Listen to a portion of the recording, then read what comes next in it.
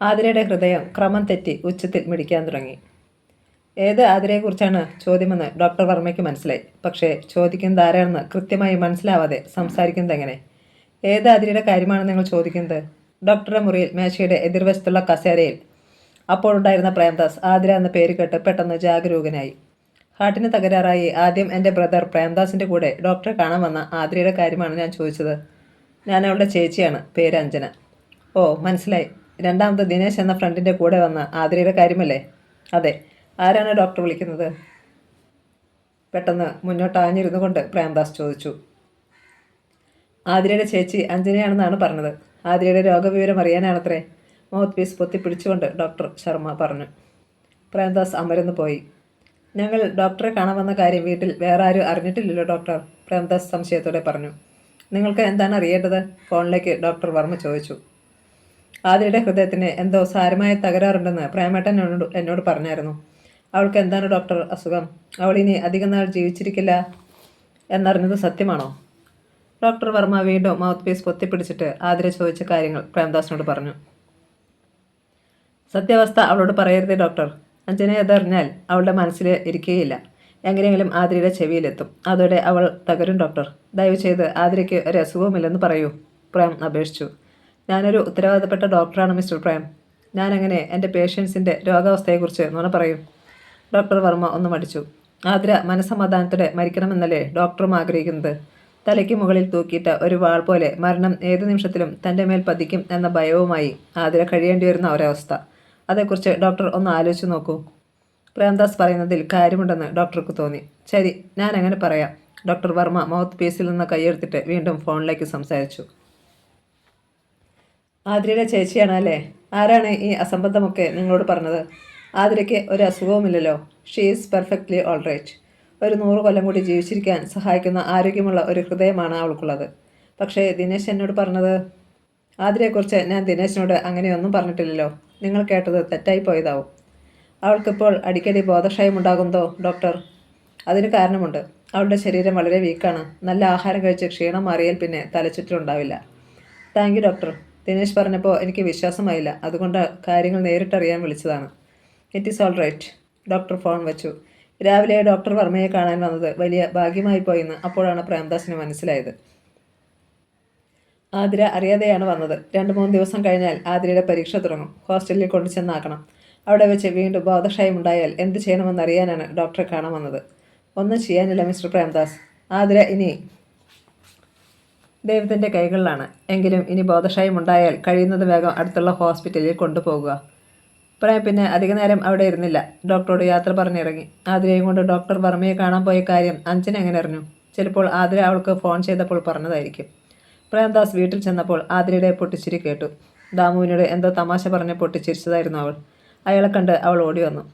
വളരെയധികം ആഹ്ലാദവതിയായിരുന്നു അവൾ. പ്രേമേട്ടാ, ഞാനിന്നൊരാളെ സുന്ദരമായി ഫൂളാക്കി. ആരെ? ഡോക്ടർ വർമ്മയെ. പ്രേംദാസ് ഒന്ന് ഞെട്ടി. എന്താണ് നീ പറയുന്നത്? ആതിരയുടെ ചേച്ചി അഞ്ജനയാണെന്ന് പരിചയപ്പെടുത്തി ഞാനിന്ന് ഡോക്ടർ വർമ്മയോട് സംസാരിച്ചു. എന്നിട്ട് എൻ്റെ അസുഖത്തെക്കുറിച്ച് ചോദിച്ചറിഞ്ഞു. ഡോക്ടർക്ക് ഒരു സംശയവും ഉണ്ടായില്ല. അദ്ദേഹം എനിക്ക് മാപ്പ് തരട്ടെ. പ്രേംദാസ് സ്തബ്ധനായി നിന്നു. അവൾ വിളിച്ചപ്പോൾ താൻ ഡോക്ടറുടെ മുറിയിലുണ്ടായത് എത്ര ഭാഗ്യമായി പോയി. അവൾ ചോദിച്ചപ്പോൾ ഡോക്ടർ എല്ലാം തുറന്നു പറഞ്ഞിരുന്നെങ്കിൽ. എന്നിട്ട് ഡോക്ടർ എന്ത് പറഞ്ഞു? ഒന്നും അറിയാത്ത മട്ടിൽ പ്രേംദാസ് ചോദിച്ചു. ഇപ്പോഴാണ് പ്രേമേട്ടാ എനിക്ക് ആശ്വാസമായത്. ദിനേശ് പറഞ്ഞത് വിശ്വാസമായത്. ഡോക്ടർ പറഞ്ഞു എനിക്ക് യാതൊരു അസുഖവുമില്ലെന്ന്. എനിക്ക് നല്ല ആരോഗ്യമുള്ള ഹൃദയമാണുള്ളതെന്ന്. ഞാൻ 100 വർഷമെങ്കിലും ജീവിച്ചിരിക്കുമെന്ന് കണ്ണുകളിൽ സന്തോഷ കണ്ണീരോടെ ആതിര പറഞ്ഞു. അപ്പോൾ എന്നെക്കാളും ദിനേശിനേക്കാളും നിനക്ക് വിശ്വാസം ഡോക്ടറെയാണല്ലേ? പരിഭവം നടിച്ച് അയാൾ ചോദിച്ചു. അയ്യോ, അങ്ങനെ വിചാരിക്കില്ലേ പ്രേമേട്ടാ. എന്നോടുള്ള സ്നേഹം കൊണ്ട് എന്നെ സങ്കടപ്പെടുത്താതിരിക്കാൻ നിങ്ങൾ എന്നിൽ നിന്ന് സത്യം മറച്ചു വെച്ച് കാണുമോ എന്ന ഭയമായിരുന്നു എനിക്ക്. ഇപ്പോഴത് മാറി. ഡോക്ടർ ഒരിക്കലും കള്ളം പറയുകയില്ലെന്ന് എനിക്കറിയാം. പ്രേംദാസ് ഒന്നും പറയാതെ അവളുടെ മുഖത്തേക്ക് നോക്കി നിന്നതേയുള്ളൂ. സുന്ദരമായ ഈ ലോകം എനിക്ക് തിരിച്ചു കിട്ടിയല്ലോ പ്രേമേട്ടാ. സത്യത്തിൽ ഞാൻ നീറി പുകയുകയായിരുന്നു. നിങ്ങളെയൊക്കെ വിട്ടു പിരിഞ്ഞ് പോകേണ്ടി വരിക. എന്തായാലും ഞാൻ രക്ഷപ്പെട്ടല്ലോ, അവൾ ആശ്വാസത്തോടെ പറഞ്ഞു. ദൈവം അത്ര ക്രൂരനൊന്നുമല്ലെന്ന് നിനക്കിപ്പോൾ മനസ്സിലായില്ലേ? അവളുടെ ചുമലിൽ വാത്സല്യത്തോടെ ഒന്ന് തട്ടിയിട്ട് പ്രേംദാസ് അയാളുടെ മുറിയിലേക്ക് പോയി. ആതിരയുടെ മുഖത്തേക്ക് നോക്കുമ്പോൾ നെഞ്ച് പൊട്ടുകയാണ്. ഇനി എത്ര ദിവസത്തേക്കാണ് ഈ കളിയും ചിരിയും? അല്പനേരം കഴിഞ്ഞപ്പോൾ ഫോൺ ബെല്ലടിച്ചു. ആതിര ഓടിച്ചെന്ന് റിസീവർ എടുത്തു. ദിനേശ് ആയിരുന്നു വിളിച്ചത്. ആതിരെ, എന്തെല്ലാമുണ്ട് വിശേഷങ്ങൾ? ഇപ്പോഴാണല്ലോ ദിനേശിന് ഒന്ന് വിളിക്കാൻ തോന്നിയത്. അവിടെ കമ്പനിക്ക് വേണ്ടി ഫ്ലാറ്റുകൾ പണിയിക്കുന്ന തിരക്കിൽ ഈ പാവപ്പെട്ടവളുടെ കാര്യം ഓർക്കാൻ എവിടെ സമയം, അല്ലേ? പ്രസന്നമായ സ്വരത്തിൽ അവൾ ചോദിച്ചു. ഞാൻ ആതിരയുടെ കാര്യം മറന്നെന്നോ? എന്താ ആതിരയായി പറയുന്നത്? എന്നും ഞാൻ പ്രേമേട്ടന് ഫോൺ ചെയ്ത് ആതിരയെക്കുറിച്ച് ചോദിക്കുമായിരുന്നു. പിന്നെന്താ എന്നെ വിളിക്കാനത്? പരീക്ഷയ്ക്ക് പഠിക്കുന്നവരെ ശല്യപ്പെടുത്തണ്ട എന്ന് വിചാരിച്ചിട്ടാണ്. പരീക്ഷ കഴിയട്ടെ, ഞാൻ നിന്നെ വെറുതെ വിടാൻ പോകുന്നില്ല, കളിമട്ടിൽ അയാൾ പറഞ്ഞു. അവൾ പൊട്ടിച്ചിരിച്ചു. ആതിര ഇന്ന് നല്ല മൂഡിലാണെന്ന് തോന്നുന്നല്ലോ. അതോ, എനിക്കിന്ന് വലിയ സന്തോഷമുള്ള ദിവസമാണ്. എങ്ങനെ സന്തോഷിക്കാതിരിക്കും? താൻ ഡോക്ടർ വർമ്മയ്ക്ക് ഫോൺ ചെയ്തതും തൻ്റെ ഹൃദയത്തിന് യാതൊരു കുഴപ്പവുമില്ലെന്നും തലചുറ്റി വീഴുന്നതിൻ്റെ കാരണം പോഷകാഹാരക്കുറവ് മാത്രമാണെന്ന് ഡോക്ടർ പറഞ്ഞതും അവൾ ദിനേശിനോട് പറഞ്ഞു. അവൻ്റെ കണ്ണുകൾ നിറഞ്ഞു. സംസാരിക്കുന്നത് ഫോണിലൂടെയായത് ഭാഗ്യം, അല്ലെങ്കിൽ അവളെ അഭിമുഖീകരിക്കാൻ പ്രയാസമായേനെ. തിങ്കളാഴ്ച പരീക്ഷ തുടങ്ങുകയാണ് ദിനേശ്. ഞായറാഴ്ച ഞാൻ ഹോസ്റ്റലിലെത്തും. ഒരു ദിവസം ദിനേശ് വരില്ലേ? വരാം. പരീക്ഷയായതുകൊണ്ട് ശല്യമാകുമെന്ന് വിചാരിച്ച് വരാതിരിക്കരുത്. ചൊവ്വാഴ്ച ഞങ്ങൾക്ക് പരീക്ഷയില്ല. അന്ന് ഞാൻ പ്രതീക്ഷിക്കും. വരാം അതിരെ, അയാൾ ഉറപ്പു പറഞ്ഞു. ശരി, വയ്ക്കട്ടെ. അവൾ ഫോൺ വെച്ചു. ആതിരയ്ക്ക് പഠിക്കാൻ നല്ല ഉത്സാഹം തോന്നി. സമയം കിട്ടിയപ്പോഴൊക്കെ അവൾ വായിച്ചു. രാത്രിയിൽ ഉറക്കമൊഴിയാൻ മാത്രം പ്രേം അവളെ അനുവദിച്ചില്ല. ഫസ്റ്റ് ക്ലാസ്സോടെ പാസ്സാകണം, എന്നിട്ട് ഒരു ജോലി കിട്ടണം, ശമ്പളം വാങ്ങി കുറേ നാൾ ജോലി അടിച്ച് ജീവിക്കണം, എന്നിട്ട് കല്യാണം കഴിക്കണം. പക്ഷേ അതുവരെ ദിനേശ് കാത്തിരിക്കുമോ? കാത്തിരിക്കാൻ വയ്യെങ്കിൽ... ആ ഓർമ്മയിൽ അവൾ ലജ്ജയോടെ ചിരിച്ചു. നീ എന്താ മോളെ താൻ ചിരിന്ന് ചിരിക്കുന്നത്? ആതിര ഞെട്ടിത്തിരിഞ്ഞു നോക്കി. പ്രേംദാസ് മുറിയിലേക്ക് വന്നത് അവൾ അറിഞ്ഞതേയില്ലായിരുന്നു. ഒന്നുമില്ല പ്രേമേട്ടാ, ഗായത്രി ഹോസ്റ്റലിൽ വെച്ച് പറഞ്ഞിട്ടുള്ള ഒരു തമാശ ഓർത്ത് ചിരിച്ചു പോയതാ. അവളൊരു നുണ പറഞ്ഞു. മറ്റന്നാൾ നിനക്ക് ഗായത്രിയെ കാണാമല്ലോ. നമുക്ക് രാവിലെ തന്നെ പോകണം. എത്ര ദിവസമുണ്ട് പരീക്ഷ? 6 ദിവസത്തെ പരീക്ഷയുണ്ട്. ഇടയ്ക്ക് ഗ്യാപ്പുള്ളതുകൊണ്ട് 2 ആഴ്ച കൊണ്ടേ തീരൂ. അത്രയും ദിവസം ആതിരയെ എങ്ങനെ ഹോസ്റ്റലിൽ നിർത്തും? ഇടയ്ക്ക് അവൾക്ക് രോഗം മൂർച്ഛിച്ചാലോ? എന്തെങ്കിലും അസുഖം തോന്നിയാൽ ഉടൻ അവളെ ഹോസ്പിറ്റലിൽ എത്തിക്കണമെന്നല്ലേ ഡോക്ടർ വർമ്മ പറഞ്ഞത്? പെട്ടെന്നാണ് പ്രേംദാസിനൊരു ബുദ്ധി തോന്നിയത്. എന്നും രാവിലെ ആതിരയെ കൊണ്ട് കാറിൽ കോളേജിലേക്ക് പോവുക, പരീക്ഷ കഴിഞ്ഞ് തിരിച്ചു കൊണ്ടുവരിക. അക്കാര്യം അവളോട് പറഞ്ഞപ്പോൾ അവൾ എതിർത്തു. അത് ശരിയാവില്ല പ്രേമട്ട. രാവിലെ 9:30-ക്കാണ് എക്സാം തുടങ്ങുന്നത്. 2 മണിക്കൂർ യാത്ര ചെയ്ത് ഞാൻ അവിടെ ചെല്ലുമ്പോഴേക്കും തളർന്നു പോകും. പിന്നെ പരീക്ഷ എഴുതാനുള്ള ശക്തി കാണില്ല. അയാൾ പെട്ടെന്ന് ഒരു ചിരി അഭിനയിച്ചു. പറഞ്ഞത് അബദ്ധമായി അവൾക്ക് പിന്നെയും സംശയം തോന്നിയാൽ?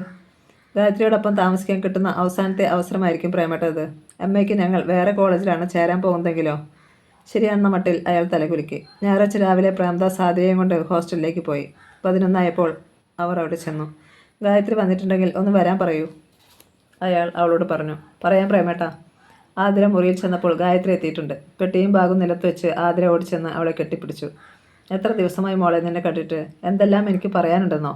ഗായത്രി പറഞ്ഞു. എനിക്കും ഒരുപാട് കാര്യങ്ങൾ പറയാനുണ്ട് മോളെ. നീ ഇപ്പോൾ ഈ കാണുന്ന ആതിര പഴയ ആതിരയല്ല, അവളുടെ പുനർജന്മമാണ്. എന്ന് വെച്ചാൽ? ഗായത്രിക്ക് മനസ്സിലായില്ല. എല്ലാ കാര്യങ്ങളും അവൾ ഗായത്രിയോട് പറഞ്ഞു. ഭാഗ്യം, ഞാൻ അന്നേ പറഞ്ഞില്ലേ മോളെ, നിനക്ക് യാതൊരു കുഴപ്പവുമില്ലെന്ന്. അപ്പോഴാണ് പ്രേമേട്ടൻ താഴെ കാത്തിരിക്കുന്നുണ്ടല്ലോ എന്ന കാര്യം അവൾക്ക് ഓർമ്മ വന്നത്. വാ, പ്രേമേട്ടൻ പറഞ്ഞത് നിന്നെ കാണണമെന്നാണ്. ഗായത്രിയെയും കൊണ്ട് അവൾ താഴേക്ക് ഇറങ്ങിച്ചെന്നു. സന്ദർശക മുറിയിലിരുന്ന് അവർ കുറേ നേരം സംസാരിച്ചു. ആതിരയെക്കുറിച്ച് ചില മുന്നറിയിപ്പുകൾ ഗായത്രിക്ക് കൊടുക്കണമെന്നുണ്ടായിരുന്നു പ്രേമന്. ഹോസ്റ്റലിൽ ഗായത്രി അല്ലാതെ വേറെ ആരാണ് അവൾക്ക് കാവൽ? പക്ഷേ ആതിരയുടെ മുമ്പിൽ വെച്ച് അതെങ്ങനെ പറയും? കുറേ സംസാരിച്ചിരുന്ന ശേഷം അയാൾ മടങ്ങി. പ്രേമസദനത്തിൽ തിരിച്ചെത്തിയപ്പോൾ അയാൾ ഹോസ്റ്റലിലേക്ക് ഫോൺ ചെയ്ത് ഗായത്രിയോട് സംസാരിച്ചു. ഗായത്രി, എനിക്ക് വളരെ സങ്കടകരമായ ഒരു വാർത്ത അറിയിക്കാനുണ്ട്. അയാൾ ആതിരയെക്കുറിച്ചുള്ള സകല കാര്യങ്ങളും അവളോട് പറഞ്ഞു. ഗായത്രി ഞെട്ടിത്തെറിച്ച് നിന്നുപോയി. പിറ്റേ ദിവസത്തെ പരീക്ഷയ്ക്ക് ആതിരയും ഗായത്രിയും രാവിലെ 9 കോളേജിലേക്ക് പോയി. അന്ന് നന്നായി പരീക്ഷ എഴുതാൻ കഴിഞ്ഞു ആതിരയ്ക്ക്. പഠിച്ച ഭാഗങ്ങളിൽ നിന്നായിരുന്നു മിക്ക ചോദ്യങ്ങളും. വൈകുന്നേരം അവൾ ദിനേശിന് ഫോൺ ചെയ്തു. നാളെ എനിക്ക് പരീക്ഷയില്ല, ദിനേശ് വരുമോ? വരാം. വരണം, എനിക്ക് പ്രധാനപ്പെട്ട ഒരു കാര്യം ദിനേശിനോട് സംസാരിക്കാനുണ്ട്. എന്ത് കാര്യമാണ് ആതിരെ? ഇപ്പോൾ പറയില്ല, ഇത്തിരി സസ്പെൻസ് കിടക്കട്ടെ.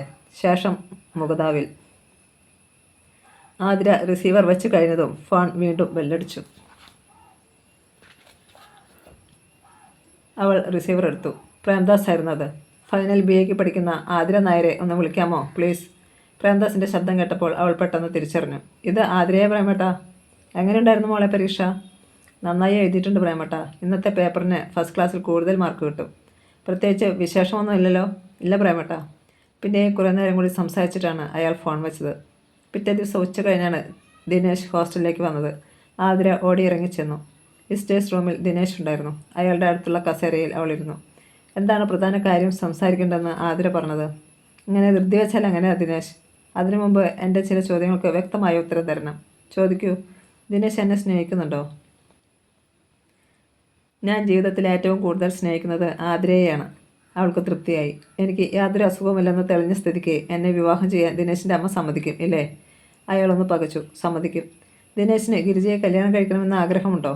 ഇല്ല. എങ്കിൽ എങ്കിൽ നമുക്ക് വിവാഹിതരായിക്കൂടെ ദിനേശ്? അവൾ ആകാംക്ഷയോടെ ചോദിച്ചു. ദിനേശ് ഒന്നും പറഞ്ഞില്ല.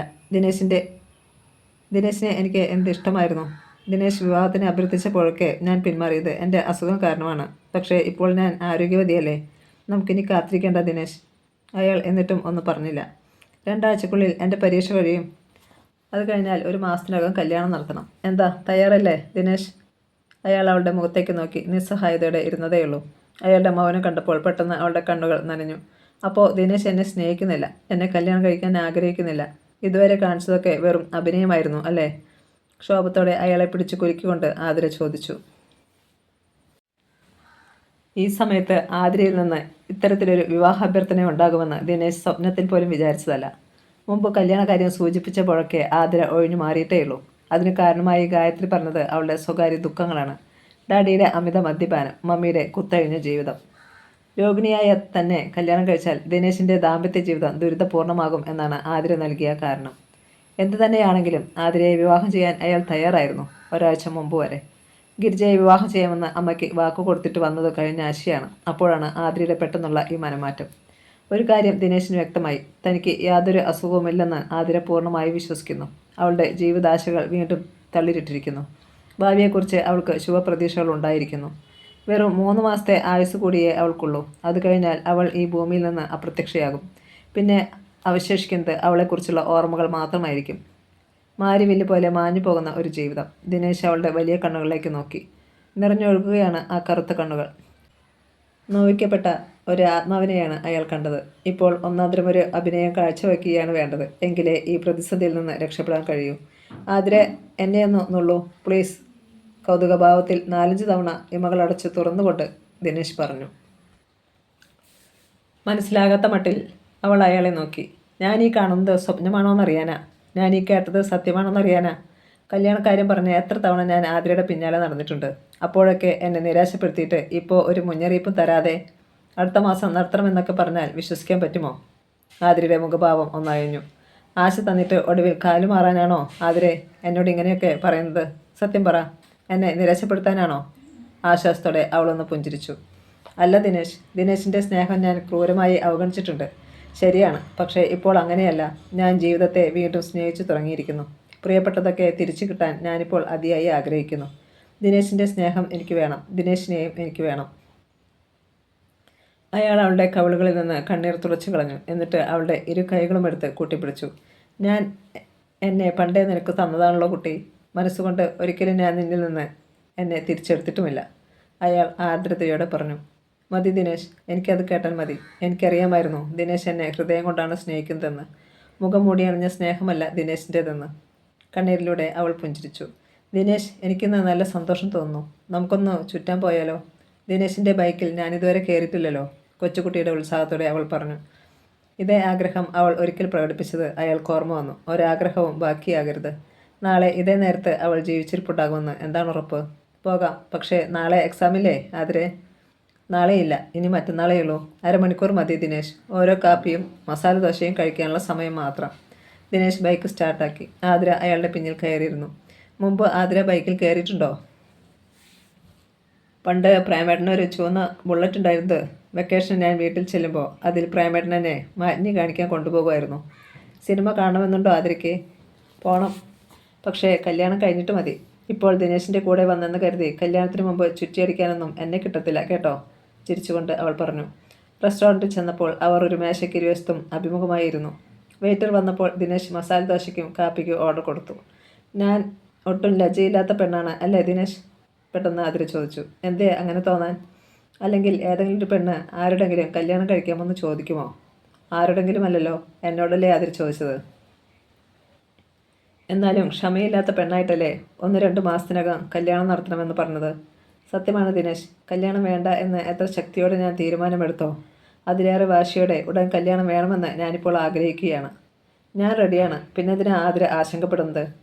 എനിക്കിനി ആശങ്കയൊന്നുമില്ല ദിനേശ്. എനിക്ക് വാക്ക് തന്നല്ലോ, അത് മതി. ദിനേശിൻ്റെ ഭാര്യയാകാൻ കഴിയുക എന്നത് ഒരു മഹാഭാഗ്യമാണെന്ന് എനിക്കറിയാം. ആ ഭാഗ്യത്തിന് വേണ്ടി എത്ര നാൾ വേണമെങ്കിലും കാത്തിരിക്കാൻ ഞാൻ തയ്യാറാണ്. ആതിരയുടെ ആഗ്രഹം നടക്കണമെങ്കിൽ 1-2 മാസത്തിനകം കല്യാണം നടക്കണം. വൈകിയാൽ ചിലപ്പോൾ അത് സഫലമായില്ലെന്ന് വരാം. അത് പാടില്ല. മരിക്കും മുമ്പ് അവൾ മംഗല്യവതിയാകണം. പരീക്ഷ കഴിഞ്ഞ് 1 മാസത്തിനുള്ളിൽ കല്യാണം. നാളെ ഞാൻ വീട്ടിൽ പോകുന്നുണ്ട്. അമ്മയോട് ഇക്കാര്യം സംസാരിക്കാം ആതിരെ. പക്ഷേ അമ്മ സമ്മതിക്കുമോ ദിനേശ്? ആതിരയ്ക്ക് അസുഖമൊന്നുമില്ലെന്നല്ലേ ഡോക്ടർ പറഞ്ഞത്? അതറിയുമ്പോൾ അമ്മയ്ക്ക് സന്തോഷമാകും. മസാല ദോശയും കാപ്പിയും വന്നു. സംസാരിച്ചുകൊണ്ടാണ് അവർ അത് കഴിച്ചത്. 1/2 മണിക്കൂർ കഴിഞ്ഞപ്പോൾ ദിനേശ് അവളെ ഹോസ്റ്റലിൽ കൊണ്ടുചെന്ന് വിട്ടു. ഇടയ്ക്ക് വരില്ലേ? അവൾ ചോദിച്ചു. വരാം, അല്ലെങ്കിൽ ഫോൺ ചെയ്യാം. ദിനേശ് പോയപ്പോൾ ആതിര അവളുടെ മുറിയിലേക്ക് ചെന്നു. പുസ്തകം തുറന്നു വെച്ച് ഗായത്രി എന്തോ ആലോചിച്ചു കൊണ്ടിരിക്കുകയായിരുന്നു. അപ്പോൾ ആതിര ഓടിച്ചെന്ന് അവളുടെ അടുത്തിരുന്നു.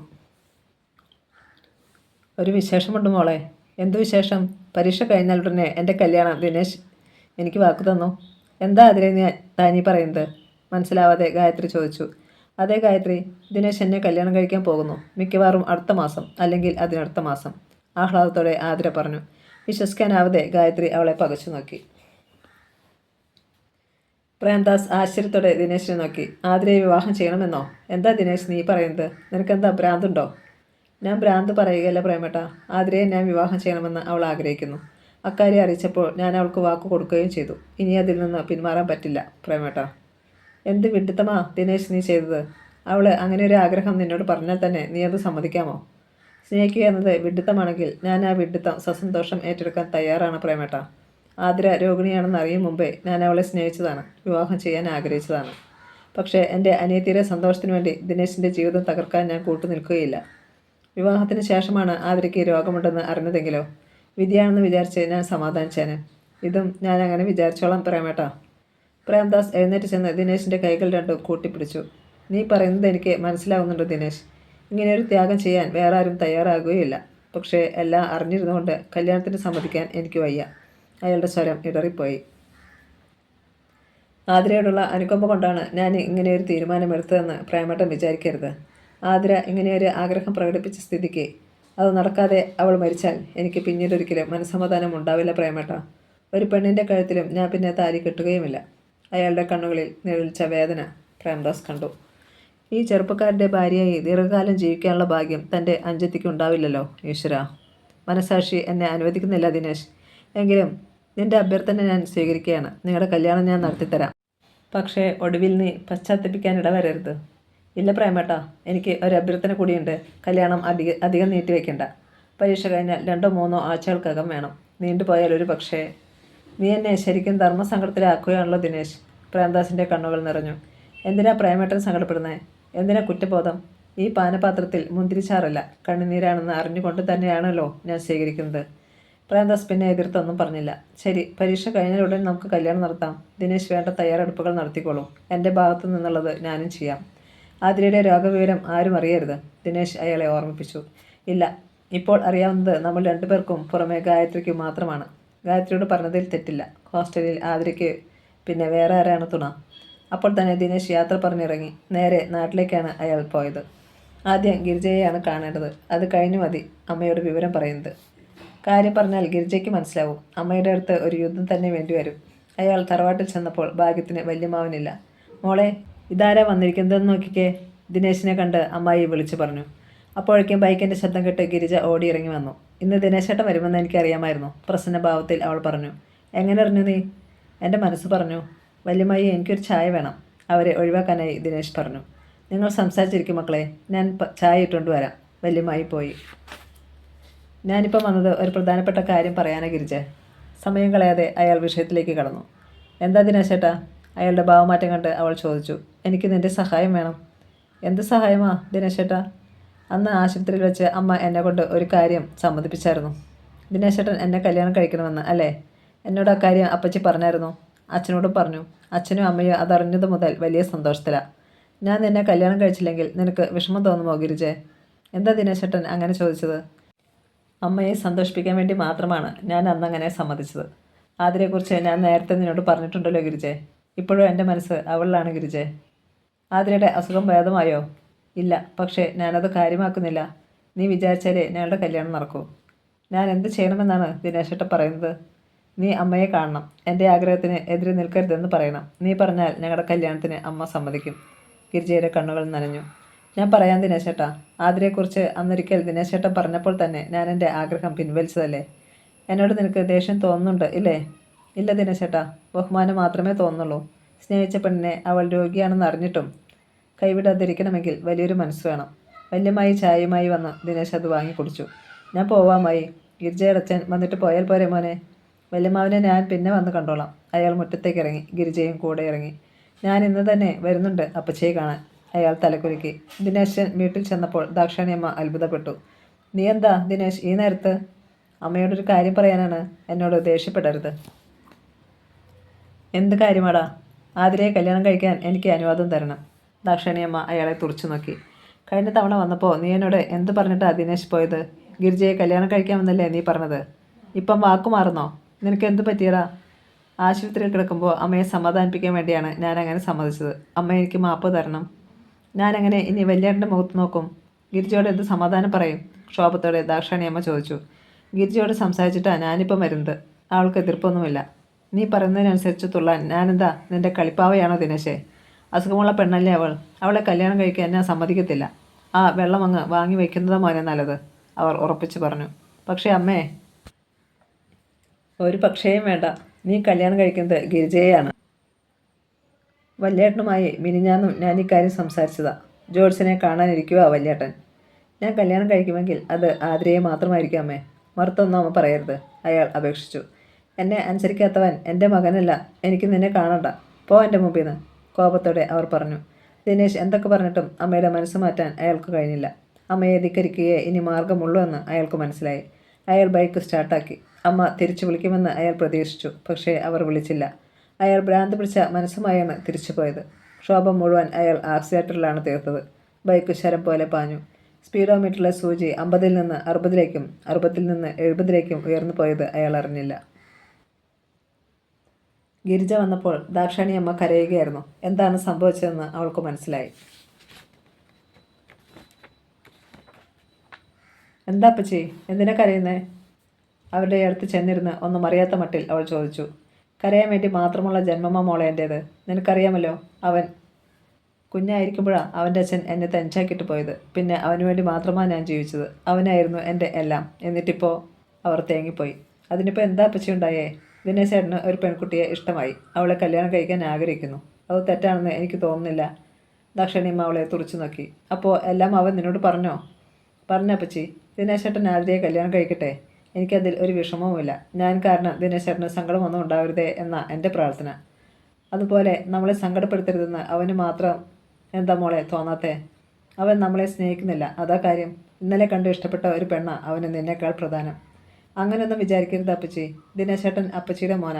അപ്പച്ചി ദിനേശേട്ടൻ്റെ അമ്മയുമ. രണ്ടുപേരും വിട്ടുവീഴ്ച ചെയ്യണം. നിങ്ങളെല്ലാവരും കൂടെ എന്നെ തോൽപ്പിക്കുക. എനിക്കറിയാം. എൻ്റെ ആഗ്രഹത്തിന് ഒരു വിലയുമില്ല. സാരമില്ല, ഞാൻ തോറ്റുതരാം.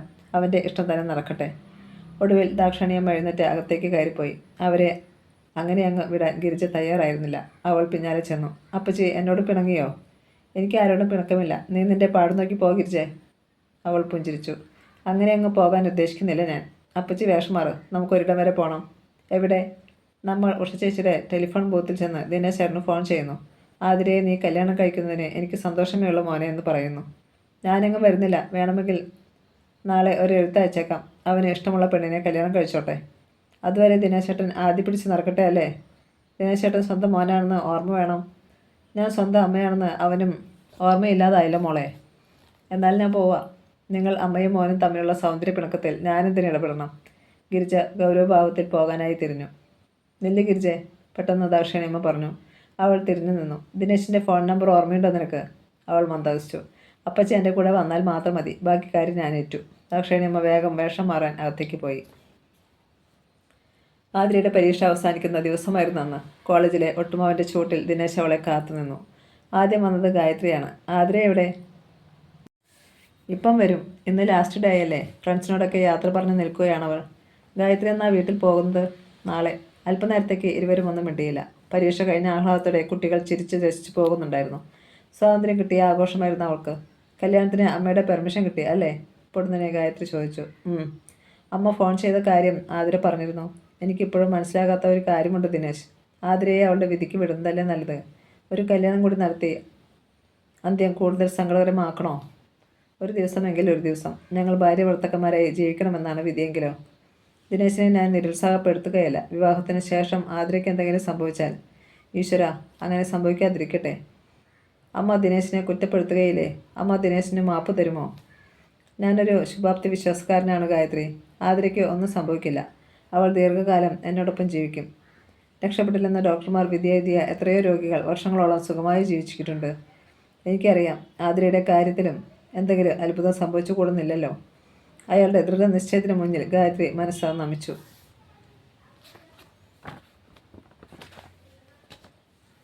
ആതിര അപ്പോൾ രണ്ട് കൂട്ടുകാരികളോടൊപ്പം എന്തോ പറഞ്ഞു പൊട്ടിച്ചിരിച്ചു വരുന്നുണ്ടായിരുന്നു. അവൾ തികച്ചും ഉല്ലാസവതിയായിരുന്നു. കണ്ടാൽ ഒരു മാരകരോഗത്തിന് അടിമയാണെന്ന് തോന്നുകയില്ല.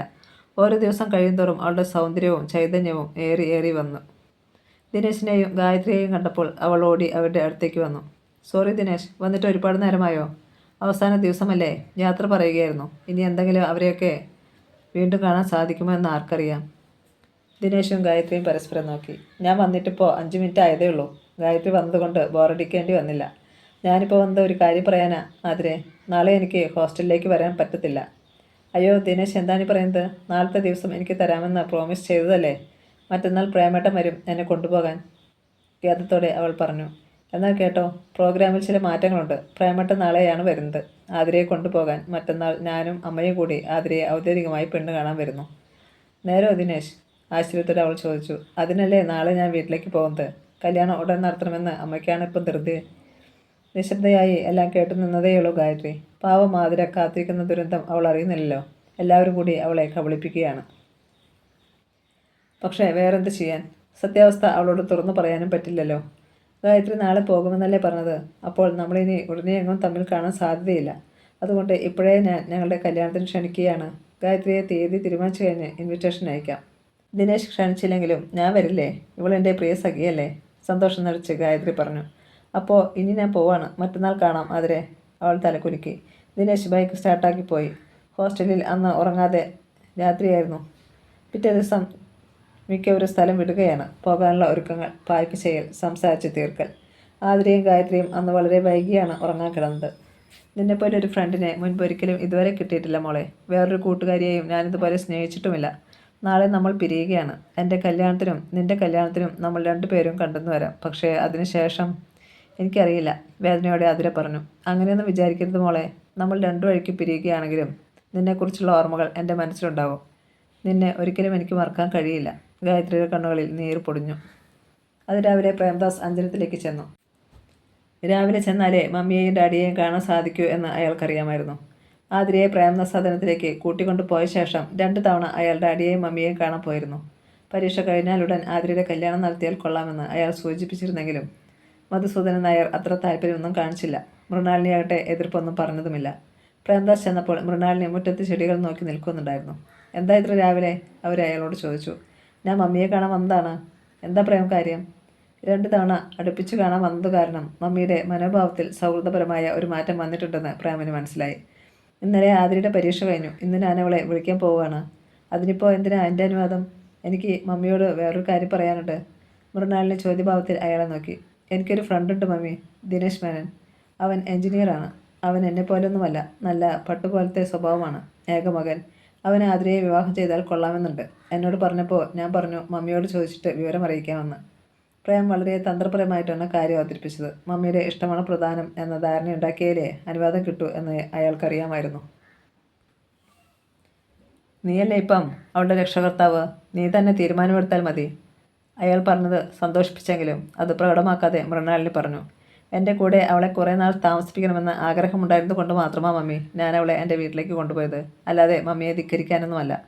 അവൻ അവളെ കണ്ടിട്ടുണ്ടോ? ഒരിക്കൽ എൻ്റെ കൂടെ ഹോസ്റ്റലിൽ വന്നായിരുന്നു. അങ്ങനെ കണ്ടാണ് ഇഷ്ടപ്പെട്ടത്. നാളെ അവൻ അമ്മയുമൊത്ത് വരാമെന്ന് പറയുന്നു. മമ്മിക്ക് അസൗകര്യമൊന്നുമില്ലെങ്കിൽ നാളെ തന്നെ വരാൻ ഞാൻ അറിയിക്കാം. നാളെയോ? രാവിലെ പറ്റില്ല. ഉച്ച കഴിഞ്ഞാണെങ്കിൽ ഞാൻ വരാം. പ്രേംദാസിൻ്റെ മനസ്സിൽ ഒരു തണുപ്പ് വീണു. മതി, ബാക്കി കാര്യങ്ങൾ പ്രയാസമില്ലാതെ കൈകാര്യം ചെയ്യാം. മമ്മിയോട് വളരെ സ്നേഹത്തോടും സൗഹൃദത്തോടും കുറേ നേരം കൂടി സംസാരിച്ചിട്ടാണ് പ്രേം ഡാഡിയെ കാണാൻ ചെന്നത്. അയാൾ ചെന്നപ്പോൾ മധുസൂദനൻ നായർ ഷേവ് ചെയ്യുകയായിരുന്നു. പ്രേമിനെ കണ്ട് അയാൾ ചോദ്യഭാവത്തിൽ ഒന്ന് മൂളി. ഞാൻ ഡാഡിയെ ഒന്ന് കാണാൻ വന്നതാണ്. ആതിരയ്ക്ക് ഒരു കല്യാണാലോചന വന്നിരിക്കുന്നു. എൻ്റെ ഒരു ഫ്രണ്ടാണ് ദിനേശ്. നിന്റെ ഫ്രണ്ടാണെങ്കിൽ അവൾക്ക് നല്ല ചേർച്ചയായിരിക്കും, പരിഹാസത്തോടെ അയാൾ പറഞ്ഞു. എന്നെ പോലെയല്ല ഡാഡി. അവൻ സൽസ്വഭാവിയാണ്, എഞ്ചിനീയറാണ്, നല്ല കമ്പനിയിൽ ജോലിയുണ്ട്. ഒക്കെ നീയും നിന്റെ മമ്മിയും കൂടെ തീരുമാനിച്ചാൽ മതി. എനിക്കതിലൊന്നും കാര്യമില്ല. അല്ല, ഡാഡിയാണ് തീരുമാനമെടുക്കേണ്ടത്. നമ്മൾ തമ്മിൽ എന്ത് അഭിപ്രായ വ്യത്യാസമുണ്ടെങ്കിലും ഇത്തരം പ്രധാനപ്പെട്ട കാര്യങ്ങളിൽ ഡാഡിയുടെ അഭിപ്രായത്തിനാണ് വില. ഇപ്പോഴെന്താ നിനക്കൊരു മനംമാറ്റം? അനുഭവങ്ങളാണ് ഡാഡി മനുഷ്യനെ പലതും പഠിപ്പിക്കുന്നത്. ഞാൻ ചെയ്തത് പലതും തെറ്റായിരുന്നെന്ന് കാലം എന്നെ പഠിപ്പിച്ചു. അതെല്ലാം പ്രായശ്ചിത്തം ചെയ്യാൻ ഞാൻ തയ്യാറാണ്. അതിലാദ്യത്തേതാണ് ആതിരയുടെ കല്യാണക്കാര്യം. അവളുടെ കാര്യത്തിൽ നമുക്ക് യോജിച്ച ഒരു തീരുമാനമെടുക്കാൻ ഡാഡി. മധുസൂദനൻ ഒന്നയഞ്ഞു.